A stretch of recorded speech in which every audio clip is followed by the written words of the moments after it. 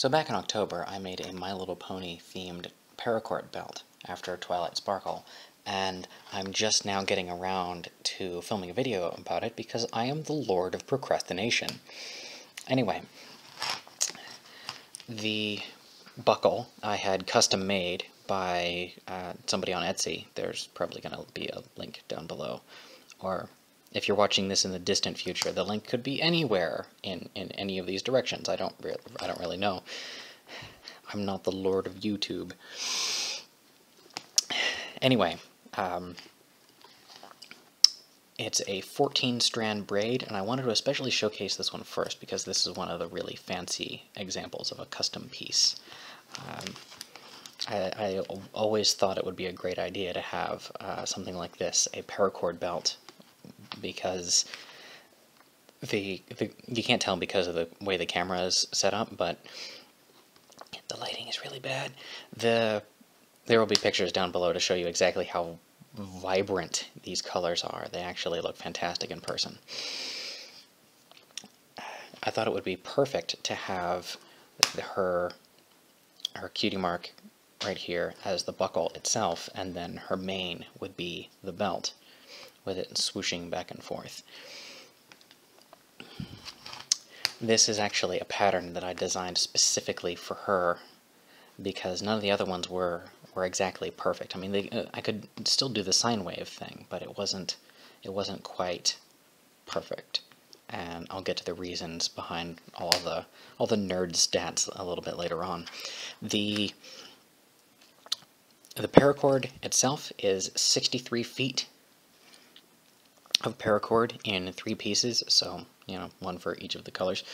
And they're all attached at the neck here by a specially designed hitch, and it's the same specially designed hitch for all of them.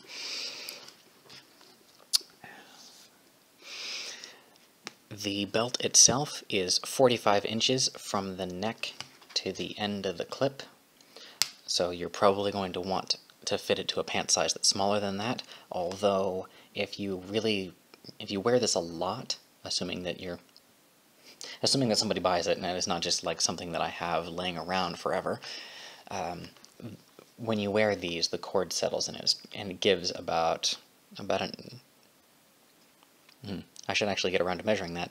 It gives approximately 2 or 3 inches when it gets all settled, depending on how hard you wear it. Like if you just have it like sitting loose, assuming your pants already fit, it's not going to settle too much. There we go. There's a little hook here that will pass all the way through the weave and come out right there without actually harming anything. Like, I can take that off and you can't even tell that it was there. Okay, now some nerd things about it. The braid itself is called a 14-strand half-square double reverse, and the half-square part means that I can fold that right there, and now that looks like a square braid. Although you wouldn't actually wear it like that, it would probably be either with that facing or with that facing. It was meant to have the sine wave facing outwards because I think that it's the best fit for what I wanted it to do, but assuming that you've got a little slack there, you can actually let that hang, like not tuck it into anything. That's why I don't have a loop here to retain the belt itself, is because that way you could show off the other side, which you otherwise wouldn't really be able to see at all. That's how I wear a lot of my paracord belts, but then again, I have to show people what I can do every once in a while. Alright. Each of these hitches here is a right-handed chirality, because she's a left brain kind of person, and therefore right side dominant.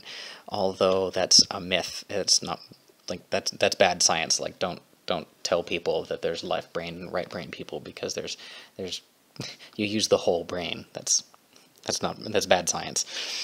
Anyway, but I thought it was an amusing nod.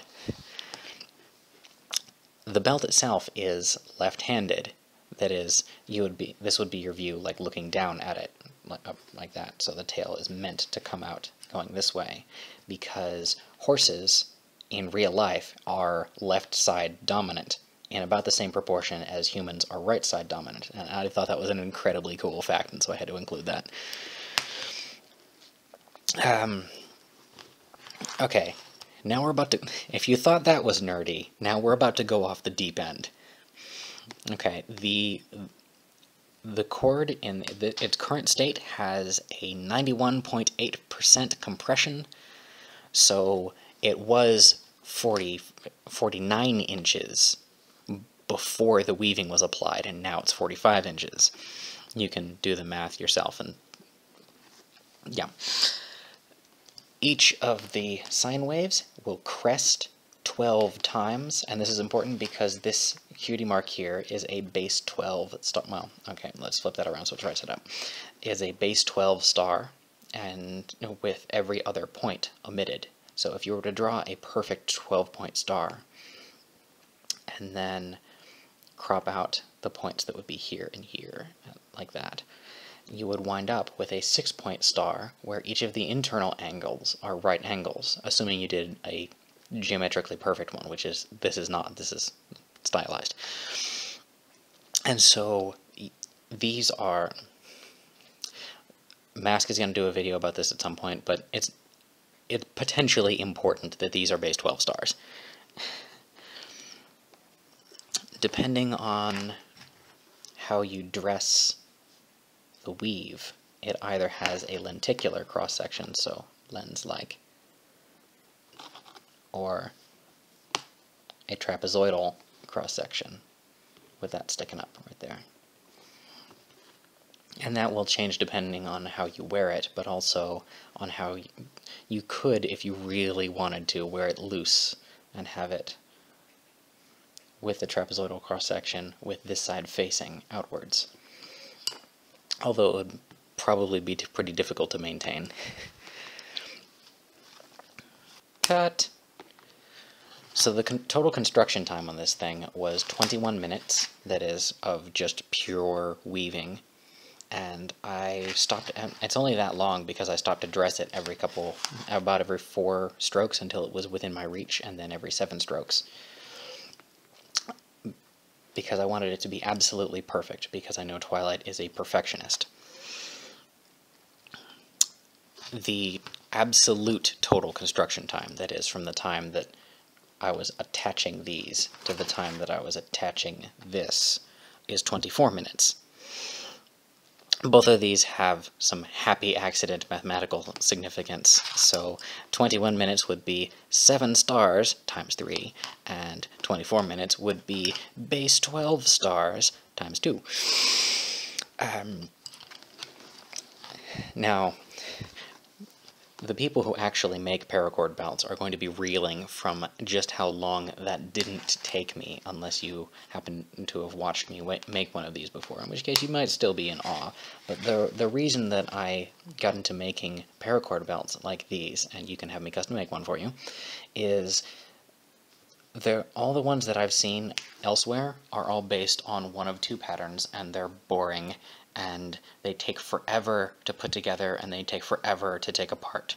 Like, if you want a slats rescue belt, or I think it was also called a guitar bar, those take 2-3 hours to make, assuming you're doing nothing else.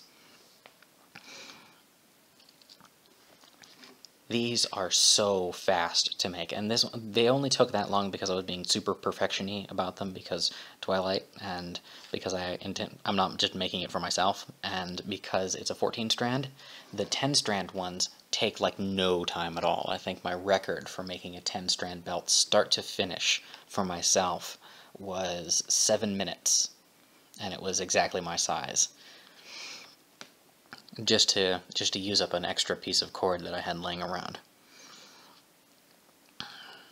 At some point I'm going to make a showcase video of all the different kinds of patterns that I can do, but I figured this would be a decent intro piece, talking about this belt that I made for fandom. Yeah. somebody should buy it, or in the future, somebody should commission me to make another one of these. Hint, hint, hint, hint, hint. Pandering.